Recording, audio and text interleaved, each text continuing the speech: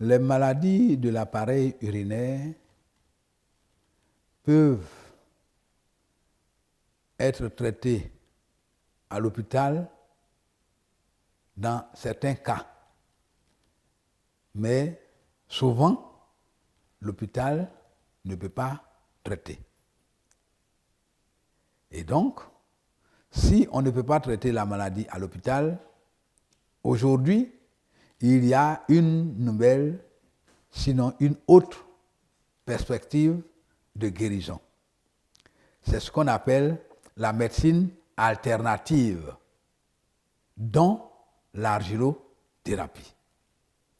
Avec des médicaments à base d'argile, nous pouvons soigner les maladies de l'appareil urinaire et en guérir.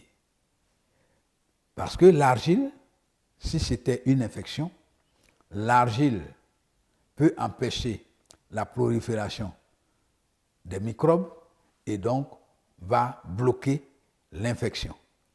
Et quand l'infection est bloquée, cela veut dire que l'appareil peut être soigné et guéri. Si c'était une maladie métabolique qui fait que soit les organes sont atteints d'une insuffisance, c'est-à-dire que l'organe ne fonctionne plus bien, alors l'argile peut réveiller les énergies endormies et donc l'appareil va reprendre son fonctionnement normal pour pouvoir guérir. Par exemple, au niveau de l'insuffisance rénale, qui est la plus grave avant le cancer, des dysfonctionnements de l'appareil urinaire, alors quand on va faire la dialyse par exemple, c'est pour rincer le sang. Et donc, le sang lui-même ne peut pas se rincer parce qu'il y a beaucoup de toxines dans le corps. Mais nous avons remarqué que beaucoup de personnes qui font la dialyse, par exemple, l'urée, la créatinine, l'acide urique continuent de monter. Et pourquoi cela? Alors qu'on fait la dialyse pour diminuer ces toxines-là. Parce que simplement la personne s'alimente avec ce qui va produire et l'urée et la créatinine et l'acide urique. Et donc, c'est une question d'alimentation. Avec un aliment, sinon une alimentation saine, on peut éviter les maladies de l'appareil urinaire. Maintenant, quand on n'a pas pu prévenir ces maladies-là, qu'on a la maladie, on peut aussi se soigner avec l'argilothérapie et guérir de ces maladies. Beaucoup de personnes sont venues nous voir et que nous leur avons prescrit de l'argile à boire, de l'argile à mettre sur le corps, de l'argile à mettre, à mettre dans le ventre, à faire une injection. Et je précise, l'injection que nous faisons avec l'argile par voie anale, c'est un sérum. Et comme nous ne pouvons pas faire le sérum par voie veineuse, alors nous faisons notre sérum par voie rectale. Je veux dire intestinale.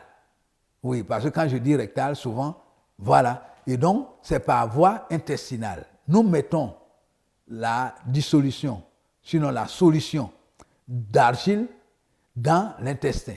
Et à partir de l'intestin, le corps va boire. Et quand l'intestin va boire, cela va passer par le foie. Et quand ça va passer par le foie, ça va faire que la bile va bien fonctionner. Et quand la bile fonctionne bien, cela va détruire beaucoup de toxines. Et quand beaucoup de toxines est détruite, alors les reins vont commencer à bien fonctionner en éliminant la toxine à travers les urines. Et donc, faisons en sorte que notre alimentation nous serve de médicament dans un premier temps. Quand on mange correctement, ce n'est pas toujours qu'on a besoin ni d'antibiotiques, ni d'argilothérapie. Mais quand on mange mal, on est malade. Et quand on est malade, alors on a besoin de médicaments. Et quand on prend un médicament, il faut se soigner d'une certaine façon. Et cette façon de se soigner là, seuls les médecins ou les naturothérapeutes peuvent vous les conseiller. Ne faites pas de l'automédication quand vous avez une maladie de l'appareil urinaire. C'est dangereux. Parce que quand on fait l'automédication, on prend les médicaments à tort et à travers et cela peut aggraver notre mal.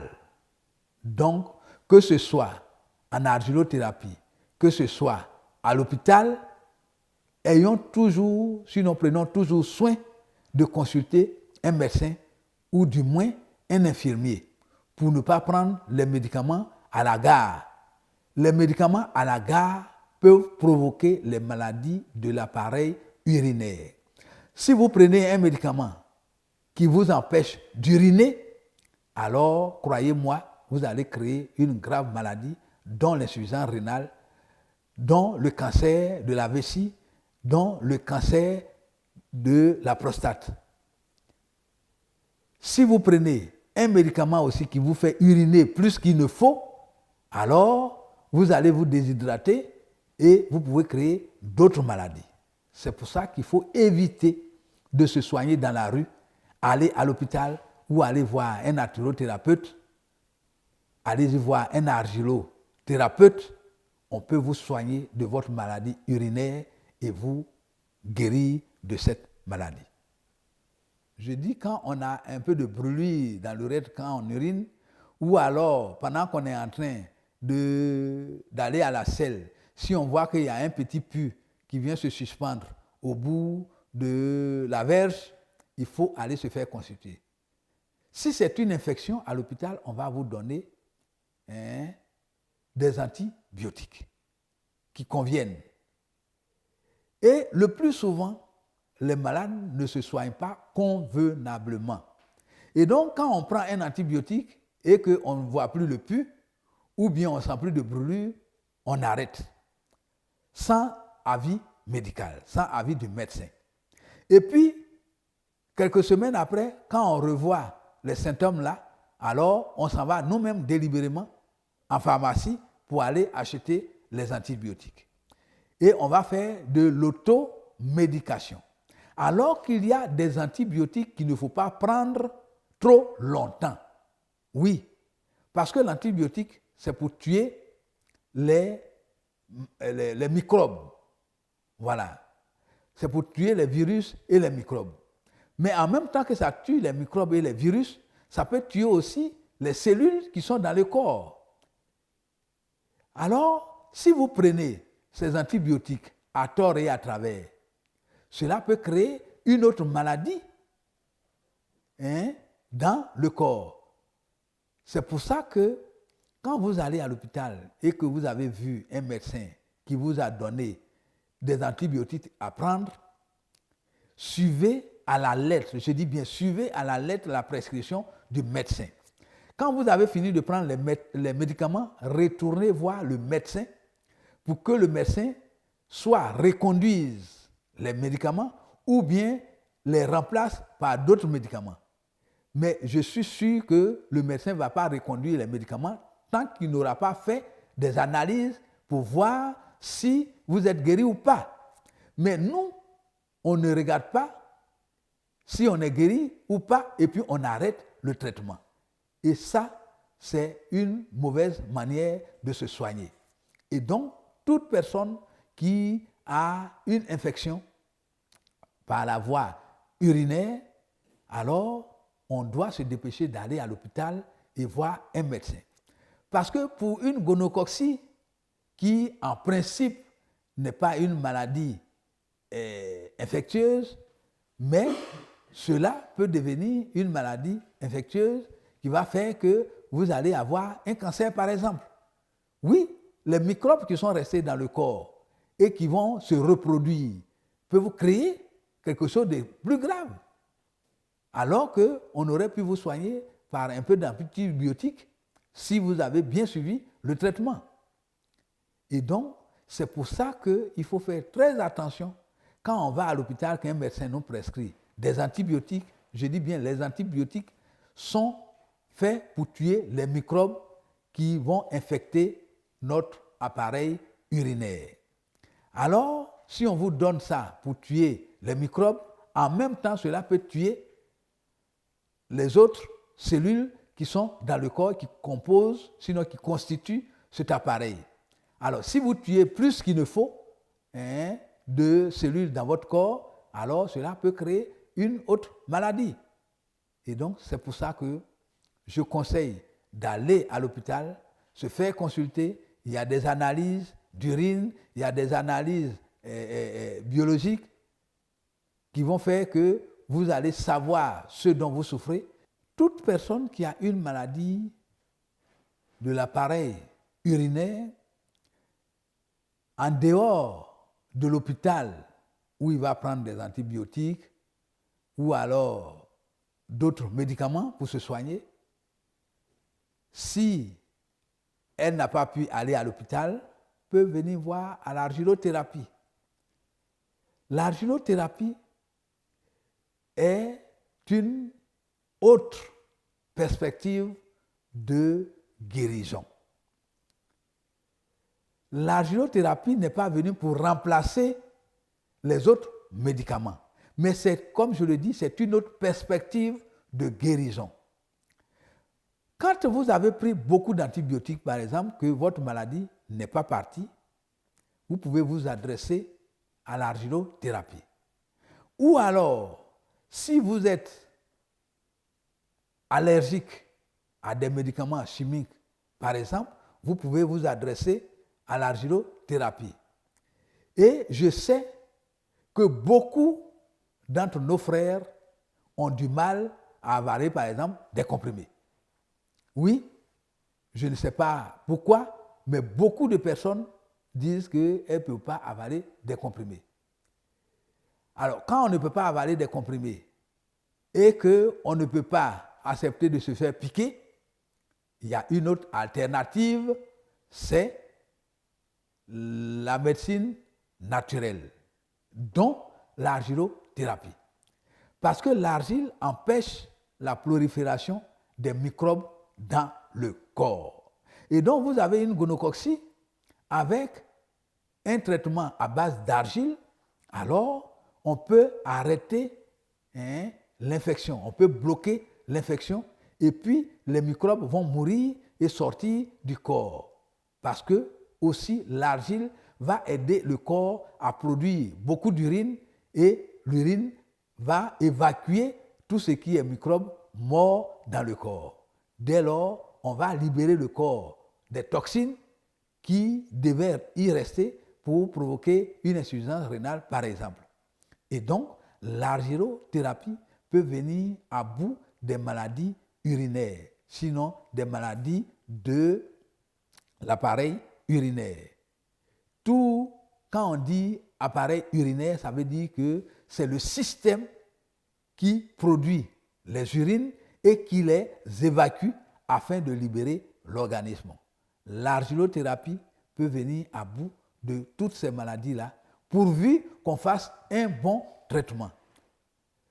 D'autres ne peuvent pas se soigner à l'hôpital, mais ils arrivent chez nous.